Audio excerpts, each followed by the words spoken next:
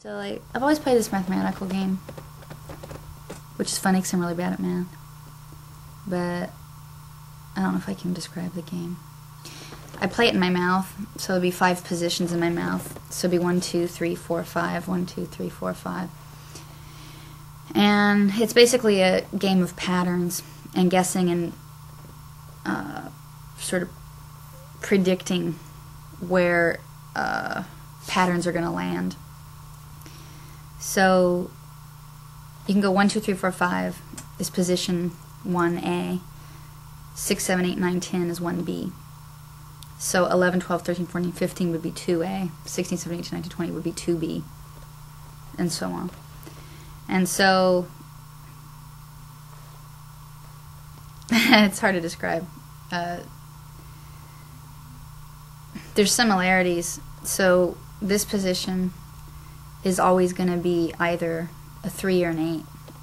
Whether it's 13 and 18, 23 and 28. You know, this is always going to be, you know, it's just, this is always going to be a 1 or a 6. This is always going to be a, you know, 2 or a 7, 3 and 8, 4 and 9, 5 and 0.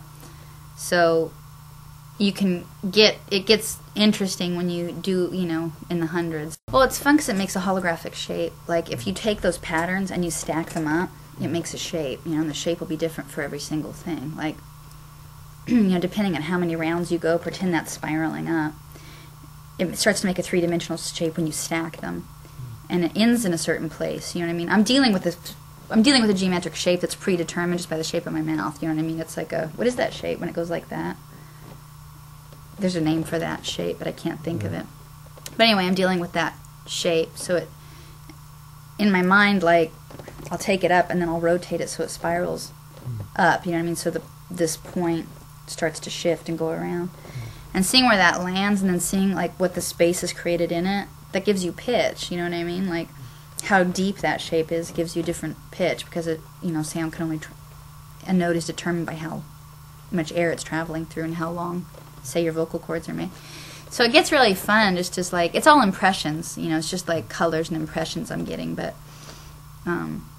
I notice that the way that I sing or the way I think about lyrics or the way that I think about poetry has a lot to do with, like, those sort of intuitive shapes and the way shape affects you. That's why I think sculpture was so good for my singing, is when I'm studying sculpture, you're studying shape. And melody is shape. I think a strong pop melody has strong shape. It always has a very, like, geometric, strong pattern. Like, say intuition, you go, follow your heart, your intuition. The hook of the song is basically making a shape, doing the slides up. That's the hook, more than the lyric. The hook is that shape. You know, making a strong shape in a melody. Go to any famous pop song, there's going to be a really geometric pattern to it, you know.